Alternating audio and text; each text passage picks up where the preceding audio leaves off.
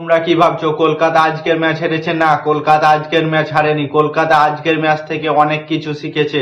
কলকাতা আজকের ম্যাচ থেকে অনেক বড় বড় প্লেয়ারকে পেয়েছে এবং কলকাতা অনেক বড় বড় প্লেয়ারকে কোন পজিশনে তাকে খেলাতে হবে সেই বিষয়টাও জেনে নিয়েছে আজ কলকাতা।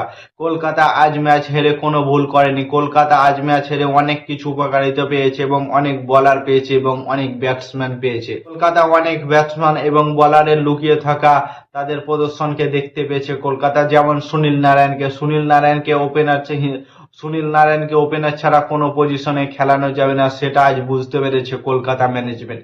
কারণ সুনীল নারায়ণকে ফিনিশার হিসাবে নামিয়েছিল, কিন্তু সে যে হিসাবে ব্যাটিং করে দেখিয়েছে, মানে বোঝা গিয়েছে সে পাওয়ার প্লের ব্যাটিং, সে একদম পাওয়ার প্লেতে ঠিকঠাক ভাবে প্রদর্শন করতে পারে এবং পাওয়ার প্লেতে ফিন অ্যালেনের সাথে আসে তো দুর্ধর্ষ মেজাজে ব্যাটিং করতে পারে এবং ঠিকঠাক স্টার্ট দিয়ে দেবে কলকাতার ম্যাচের জন্য।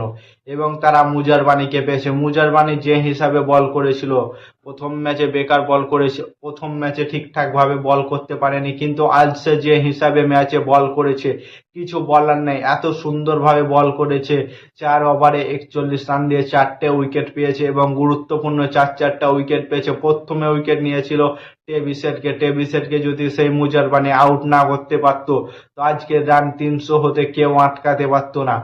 সেই টেভিসেটকে আউট নিয়েছিল, অভিষেক শর্মাকে, ঈশান কিষানকে নিয়েছিল, ভালো ভালো দুই একটা বলার ব্যাটিংকে নিয়েছিল মুজারবানি।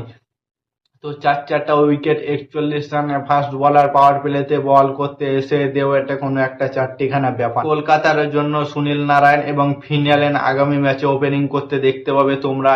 এবং ক্যামরন গ্রিনকে চেঞ্জ করে আমার মনে হয় রাচিন দামিন্দাকে চান্স দেওয়া উচিত, কারণ রাচিন দামিন্দা একদম একটা অলরাউন্ডার প্লেয়ার এবং খুব সুন্দর স্পিন বল করতে পারে, তার জন্য রাচিন দামিন্দাকে চান্স দেবে।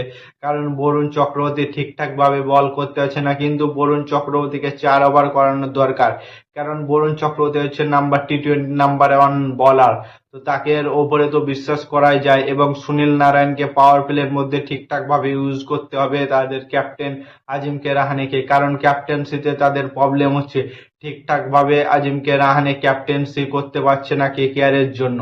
কেকেআর ম্যানেজমেন্টের ক্যাপ্টেন করার মতো কোনো প্লেয়ার নেই, তাই আজিমকে রাহানেকেই ক্যাপ্টেন্সি দিয়েছে। তো আমার মনে হয় গৌতম গম্ভীর থাকলে এই টিমটাকে কত সুন্দরভাবে সে ইউজ করতো। কোথায় ব্যাটিং ইউজ করতে হবে, কোথায় বলার ইউজ করতে হবে, গৌতম গম্ভীর ঠিকঠাক ভাবে ইউজ করতে পারতো, কিন্তু কিছু করার নেই। গৌতম গম্ভীর এখন ইন্ডিয়ার টিমের ক্যাপ্টেন, 2027-এর আগে সে কোনো জায়গায় ব্যাক করতে পারবে না। কলকাতার কয়েকটা চেঞ্জ করলে কলকাতাকে চ্যাম্পিয়ন হতে কেউ আটকাতে পারবে না, কারণ পরের ম্যাচে মাধিসা পাতিরানা খেলবে। তার মানে ভাবো তাদের কাছে আর একটা বলার এক্সট্রা হয়ে গেল। সেই বলারটাকে পরিবর্তে কাকে বসাবে, কাকে খেলাবে, সেটাই হচ্ছে দেখার পালা। কলকাতার কাছে বোলিং লাইন আপ অনেক সুন্দর আছে, কিন্তু ঠিকঠাক ভাবে ইউজ করতে পারছে না। যেমন উমরান মাল্লিক আছে, মাধিসা পাতিরানা আসবে, সুনীল নারায়ণ আসবে, বরুণ চক্রবর্তী আসবে, এদেরকে ঠিকঠাক ভাবে ইউজ করাতে পারলেই হবে। আর সব থেকে ভালো বল করেছে অনুকূল রয়, কারণ অনুকূল রয়কে মাত্র 2 ওভার বল করতে দিল। এত সুন্দর বল করে সেই অনুকূল রয় সেই বিহারে T20 লিগের সে ঈশান কিষান ছিল, সেই ম্যাচটি কত সুন্দর প্রদর্শন দিয়েছিল তোমরা তো সবাই জানো।